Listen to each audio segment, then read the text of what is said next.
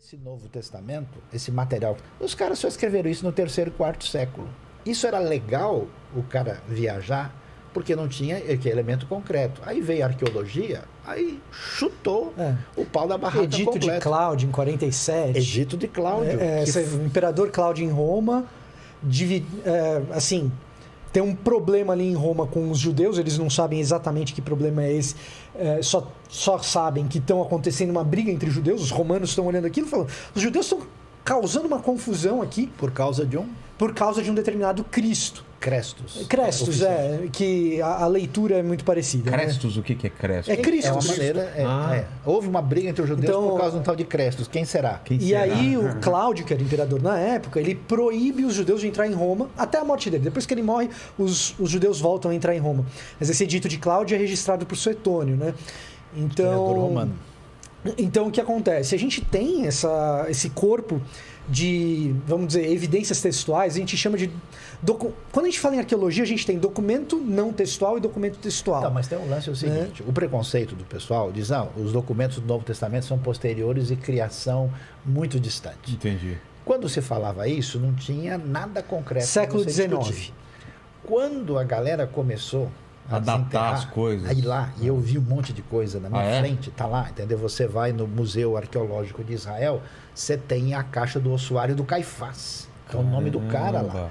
Isso tudo já analisado, até né? 1961, a Pilatos é uma criação, ninguém nunca achou o nome dele em Roma, acharam no Teatro de Cesareia Marítima, 1961, a placa escrito Tibério, governador da Judéia, Pilatos, governador da Judéia, em honra ao imperador Tibério, que foi imperador do ano 14 ao ano 37. Isso, quando foi essa descoberta? 1961. Muito recente. Os caras desenterraram todo o negócio que existe em Cafarnaum, acharam 2 anos atrás o anel com o nome de Pilatos. Então, você tem algumas coisas curiosas. Por exemplo, os detalhes da geografia de Israel são muito minuciosos. Aí você pega o texto e lê e fala, o cara só pode ter escrito isso se ele esteve aqui.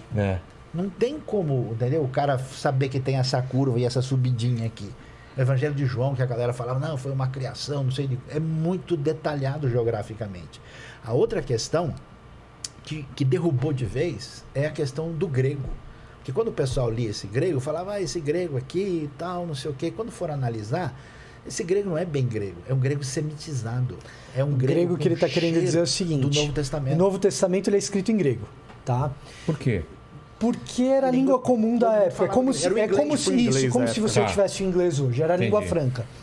E aí o que acontece? Quando você pega esses autores do Novo Testamento escrevendo em grego, o jeito do cara falar não parece alguém escrevendo em grego. Parece alguém escrevendo em aramaico, hebraico.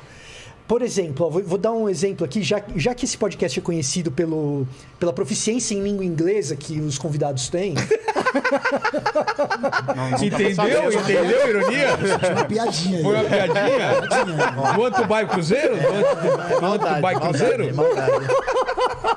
Não sei se esse pecado tem perdão, hein? Cara. Perdão aos envolvidos aí. Perdão. Mas o que acontece? Inclusive minha também, tá? Só pra deixar claro. Eu também não sei nada de inglês. Mas assim, você sabe o suficiente pra saber que assim, casa é house. Sim. E aí eu vou falar bem como a gente brasileiro fala. Casa é house. House.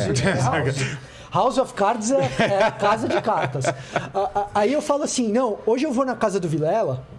Aí você fala assim, bem brasileiro. I'm going to the house of Vilela. Certo? Entendi. Mas Mônica é good. Eu falei... Não é como um cara que conhece a língua escreveria. I'm going to Vilelas. A construção é o português... passado para o inglês, literalmente. Mas o lance é isso. Se esse negócio tivesse sido feito lá no ambiente grego 2, 3 séculos depois, os caras não iam falar desse jeito. Nós vai, nós fica, nós foi. Entendeu? Então é essa pegada. Esse lance da língua matou a pau.